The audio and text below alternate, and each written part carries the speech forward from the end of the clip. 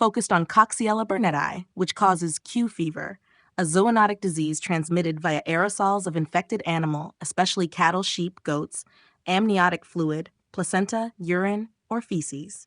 Each question includes 5 choices, the correct treatment, and rationale for incorrect options. Question 1. Atypical pneumonia plus farming exposure. A 38-year-old veterinarian presents with high-grade fever, malaise, non-productive cough, and headache. He denies chest pain or sputum production. He recently assisted in the delivery of a stillborn calf on a local dairy farm. Chest X-ray shows patchy interstitial infiltrates. Labs reveal mild thrombocytopenia and elevated liver enzymes. Blood cultures are negative. Serologic testing confirms Coxiella burnetii infection. Which of the following best describes the likely transmission route of this organism? A. Tick bite. B. Ingestion of unpasteurized milk. C. Aerosolized animal birth products. D. Contact with bird droppings. E. Contaminated water exposure. Correct answer, C. Aerosolized animal birth products. Explanation. Coxiella burnetii is transmitted primarily via inhalation of aerosols from infected amniotic fluid, placenta, or feces urine of livestock, sheep, cattle, goats. Q fever presents with fever, pneumonia, headache, LFTs, occupational risk, veterinarians, farmers, often culture negative. Why not the others?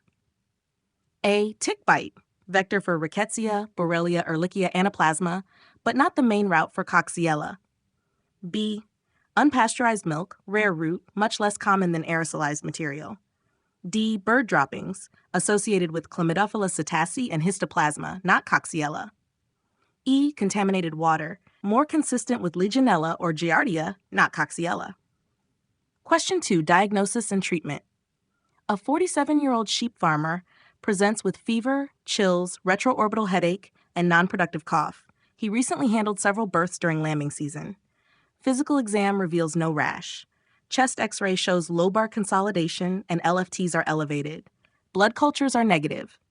You suspect Q fever. What is the best initial treatment? A. Doxycycline B, azithromycin C, ceftriaxone, D. Amoxicillin E, metronidazole. Correct answer, A. Doxycycline. Explanation. Doxycycline is the first-line treatment for acute Q fever. It is highly effective against intracellular pathogens like Coxiella burnetii, and treatment should be started empirically if clinical suspicion is high. Why not the others? B. Azithromycin, effective for other intracellular organisms, chlamydia, mycoplasma, but less effective than doxycycline for Coxiella. C. Ceftriaxone, good for typical pneumonia and meningitis, not active intracellularly. D. Amoxicillin, poor intracellular activity, not useful against Coxiella. E. Metronidazole, used for anaerobes and protozoa, not for Q fever. Would you like